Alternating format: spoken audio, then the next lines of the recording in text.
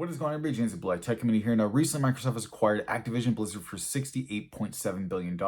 And that has actually a lot of people wondering, well, what's going to happen to the franchises such as Overwatch and Call of Duty, because those are multi-platform games. And once this acquisition of the developing studio has been completed in 2023, what's going to happen with these franchises? Now, I'm going to tell you what I would like to see happen with these franchises.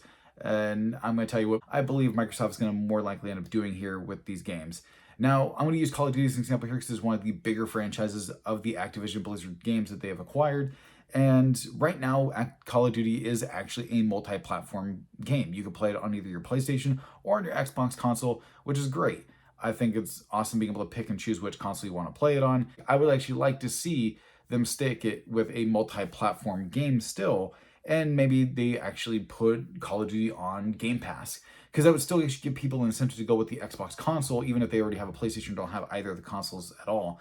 And you'd be like, well, hey, I could get an Xbox console or a gaming PC, get Game Pass, and I would still have all the Call of Duty games, all the Activision Blizzard games right there on Game Pass, and that would still drive sales towards Microsoft.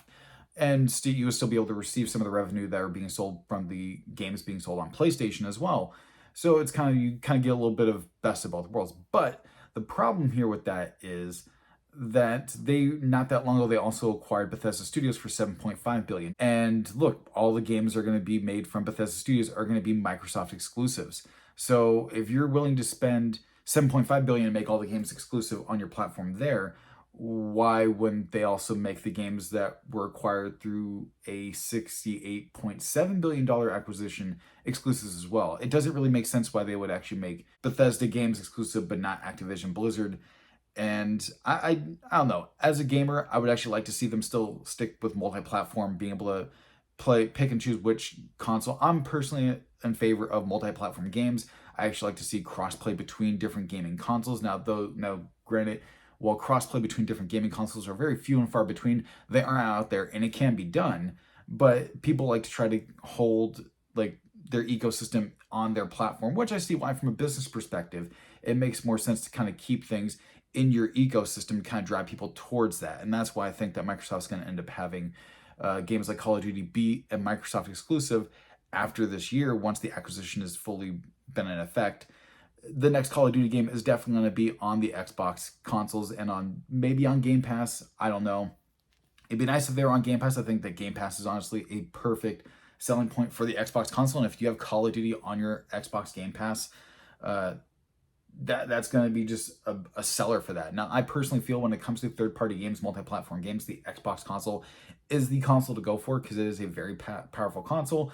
I love my Series X. It's a great console. But when it comes to exclusives, I don't know. Microsoft does have some good games, but my personal opinion, nowhere near the level that Sony does. And these acquisitions they've been making with Bethesda and now with Activision Blizzard has definitely been kind of building up those exclusives for Microsoft, and they're narrowing that gap because you have some great games that are going to be coming from Activision Blizzard and from Bethesda Studios they acquired not that long ago as well. And I feel that we're going to start seeing that gap close where you could just point to Sony and just go, look at these exclusives, look at all these exclusives they have. And look, Microsoft has nothing. Microsoft, the moves they've been making with all these acquisitions has been, like I said, closing that gap.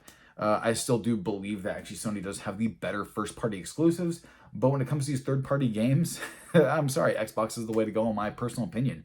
I would like to still, like I said earlier, I would still like to see Microsoft keep these Activision Blizzard games as multi-platform. More likely not going to happen. They're going to become exclusives.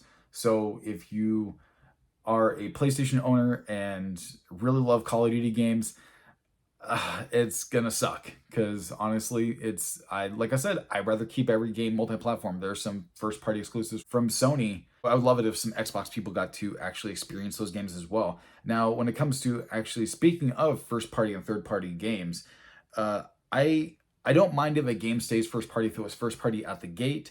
It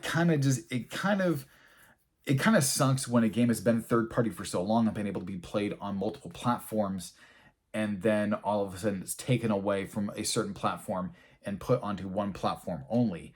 It's because to me this kind of is crappy because you've been so used to being able to play these games like Call of Duty as an example for so long on any platform you really want, then now it's just going to be taken away. And now I know from a business perspective, it's a business move on Microsoft's end, but coming from a gamer's perspective, it just sucks, especially if you only own a PlayStation 5 or PlayStation 4, and all you've ever had is just being able to play your Call of Duty games on that platform. And now, because this business transaction between Activision Blizzard and Microsoft, it's gone. You don't get to play it. You probably won't be able to play them anymore unless you buy yourself a gaming PC or an Xbox. So yeah, that's kind of crappy. I kind of feel like if it was me, and maybe that wouldn't be a good move business wise though, but I'd probably keep them as multi-platform, and that way you can still at least earn the sales revenue even if it's being sold on a different platform that way. And that way, so it's still like a game. You're still it is still a friendly move towards the players, and you're still showing that you at least care in that aspect. Like Gears of War and Halo, like I don't mind that those are being I don't mind those being first party exclusives, because those have been first party exclusives ever since day one. Same thing on Sony's camp with God of War and Uncharted. Those have been first party exclusives since day one. So if those became third party games, I would think that'd be kind of cool. I mean, I'm not gonna lie. Being able to play some amazing games on either platform is fine. But the fact that they stay first party doesn't really bother me. The fact that a game such as Call of Duty is going to be going from more likely going from a third party game that you play anywhere to where you can only play in one spot, kind of sucks. Not gonna lie. Even though I do have an Xbox console and I do have a PlayStation 4, it's like it kind of sucks knowing that the choices are going to be limited going forward. But anyway, this is kind of my long rant, my take on the Activision Blizzard acquisition from Microsoft.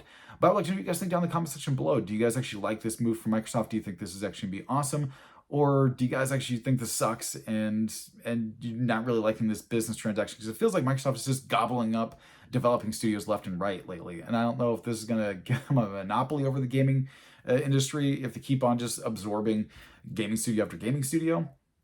But I'd like to know what you guys think about this in the comment section below. And as always, it's been James Blue Eye Tech. I'll catch you guys next time. Have a good one.